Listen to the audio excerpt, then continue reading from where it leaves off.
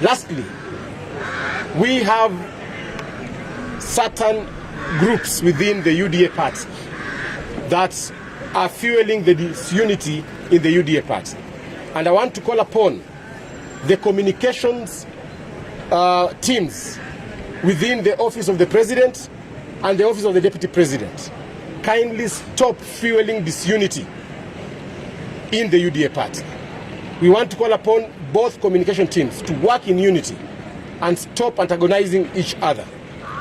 This is Cleophas Malala, the Secretary General of the UDA party. He landed straight to a press conference to some of the UDA leaders who believed to have caused some of the wrangles within the party. But some members don't take him seriously, and some believe in his leadership. Walk with us along Diaspora Stories.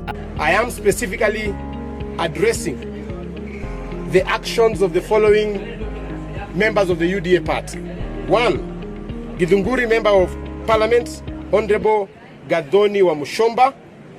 2. Nyeri Governor, Honorable Mutai Kahiga. 3. Kapsaret Member of Parliament, Honorable Oscar Sudi, and a host of MCAs who will be calling them for disciplinary measures at the party. Your recent conduct has not only undermined the party's unity. After the Secretary General of the UDA made this press conference, some of the members mentioned decided to answer him back immediately.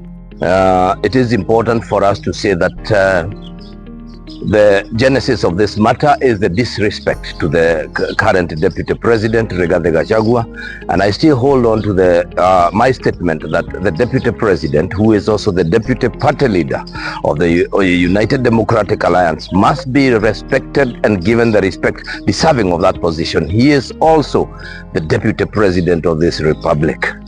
On the second matter, I would want to say that indeed any threats from Honorable Cleophas Malala are just hot air, because he holds no substantial position in the party.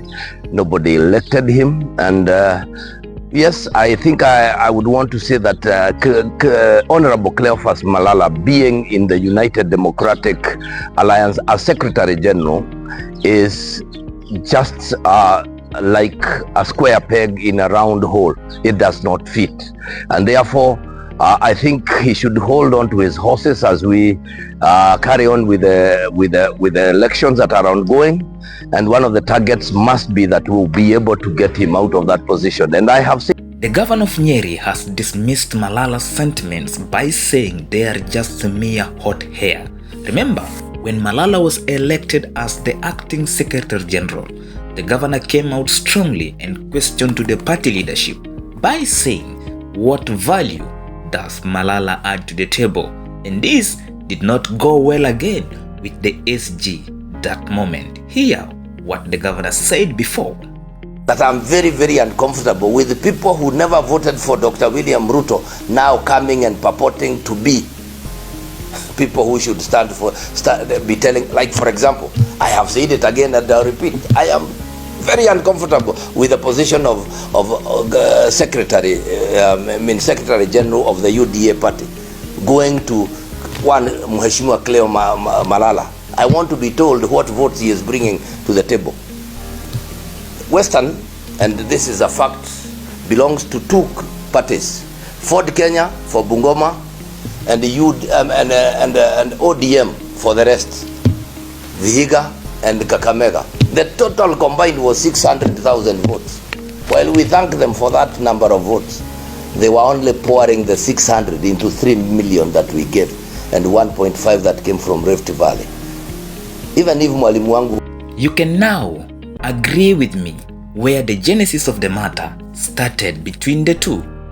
The Kapsaret Member of Parliament, Honorable Oscar Sudi, is the man of the show all the time. Is among those mentioned by the SG that are the ones fueling the fire between the president and his deputy. At the same point, even the deputy president had mentioned him somewhere. But at some point, he had some tea for the SG. The Kapsaret Member of Parliament took the SG on his X account, saying that he's suffering from illusory superiority, thinking he matches of Raphael Tuju because they worked with Raphael Tuju at some point in a Jubilee party. So he believes that Malala is trying to act like Raphael Tuju. But let us see what is happening between the president and his deputy. After all that is purported to be true or false, we saw the two during the breakfast parliamentary meeting, shaking hands together and also walking along together. But many will tell something along the body language and will judge by the looks and the view. Along the red carpet, the DP decided to turn back and do his own business, like mind your own business. But this is not enough to judge. During Madaraka Day, we saw Cleophas Malala with Moses Kuria having a chat after Cleophas Malala mentioned Moses Kuria among the people fueling the wrangles within the party. But Moses Kuria decided to go mute on this. He has not spoken yet, but he promised to give his feedback. Apart from that, we also see the deputy president here with Malala having a chat. But some on social media are saying there must be something here serious being discussed. Is it the wrangles within the party or is our own illusion, as Oscar Sudi puts it? Maneno ya siasa, mimi ni fundi, tutakuja hapa. Naona inaanza kuyumbayumba. Hata Mount Kenya yenye ilikuwa inatuchekelea wanachapana. Hata Wakalenjin nasikia Sudi no sijui nini. Hiyo hapana. Mimi niko steady. Then bihuranga.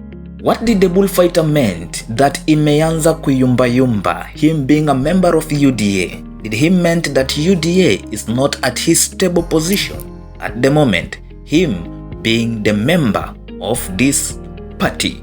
Rewa marewa kuli wachenda iwe, ule wachenda iwe, ule rewa marewa. Order Senator Kalwale.